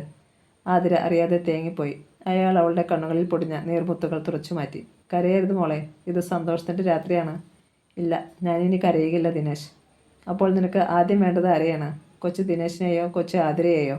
അവളെ ചിരിപ്പിക്കാനായി അയാൾ കുസൃതിയോടെ ചോദിച്ചു. കൊച്ചു ദിനേശിനെ, അവൾ മന്ത്രിച്ചു. അയാൾ അവളെ മെല്ലെ കോരിയെടുത്ത് മെത്തയിലേക്ക് കിടത്തി. അവൾ കൈനീട്ടി ലൈറ്റിൻ്റെ സ്വിച്ച് ഓഫാക്കി. വെളുപ്പായപ്പോഴാണ് ദിനേശ് ഉണർന്നത്. ഏതോ ക്ഷേത്രത്തിൽ നിന്ന് ലൗഡ് സ്പീക്കറിലൂടെ ഹരിനാമ കീർത്തനം ഒഴുകി വരുന്നുണ്ടായിരുന്നു. ചെരിഞ്ഞു കിടന്ന് ഉറങ്ങുകയായിരുന്നു ആതിര. അവളുടെ മുടിക്കെട്ട് അഴിഞ്ഞു കിടന്നിരുന്നു. നെറ്റിയിലെ പൊട്ട് മാഞ്ഞിരുന്നു. പുലർക്കാല വെളിച്ചത്തിൽ അവളുടെ പാദങ്ങളിലെ സ്വർണ്ണക്കൊലുസുകൾ തിളങ്ങുന്നുണ്ടായിരുന്നു. ഉണർത്തണ്ട, പാവം മതിവരോളം ഉറങ്ങട്ടെ. ദിനേശ് കിടക്കയിൽ മലർന്നു കിടന്നു. ഒരു സിഗരറ്റ് വലിച്ചാൽ കൊള്ളാമെന്ന് തോന്നിയെങ്കിലും അയാൾ എഴുന്നേറ്റില്ല. ആതിരയോടൊപ്പം ഒരു പകലും ഒരു രാത്രിയും കഴിഞ്ഞു. ഇനി എത്ര പകലുകൾ, എത്ര രാത്രികൾ, ഒരുപക്ഷെ ഒരു ജന്മം മുഴുവൻ. ഒരു സൗഭാഗ്യം പോലെ ജനാലയിലൂടെ നോക്കിയപ്പോൾ ഒരു ചെമ്പരത്തിപ്പൂവ് വിരിഞ്ഞു നിൽക്കുന്നതാണ് അയാൾ കണ്ടത്. നേരം നന്നായി വെളുത്തിരിക്കുന്നു. വൈകി ഉണർന്ന് അമ്മയുടെ അടുത്തേക്ക് ചെല്ലാൻ ആതിരയ്ക്ക് മടി കാണും. ഇനി ഉണർത്താം. ആതിരേ, അയാൾ അവളുടെ ചെവിയിലേക്ക് ശബ്ദം താഴ്ത്തി വിളിച്ചു. അവൾ ഉണർന്നില്ല. ആതിരേ, അല്പം കൂടി ഉറക്കെ അയാൾ വിളിച്ചു. അവൾ വിളി കേട്ടില്ല. ആതിരേ, അയാൾ അവളെ കുലുക്കി വിളിച്ചു. അയാൾ ഞെട്ടിപ്പോയി. അവളുടെ ശരീരത്തിന് മൃദുത്വമുണ്ടായിരുന്നില്ല. അത് തണുത്തു മരവിച്ചു കഴിഞ്ഞിരുന്നു. അയാൾ അവളെ മലർത്തിക്കിടത്തി. അവളുടെ കണ്ണുകൾ മുക്കാലും അടഞ്ഞു കഴിഞ്ഞിരുന്നു. കൃഷ്ണമണികൾ മുകളിലേക്ക് കയറിപ്പോയിരുന്നു. ആതിരേ, ആതിരേ, ആതിരേ, സംഭ്രമത്തോടെ അയാൾ വീണ്ടും വീണ്ടും അവളെ കുലുക്കി വിളിച്ചു. ഒരിക്കലും ഉണരാത്ത നിദ്രയിലായിരുന്നു അവൾ. ഈ കഥ ഇവിടെ പൂർണ്ണമാകുന്നു.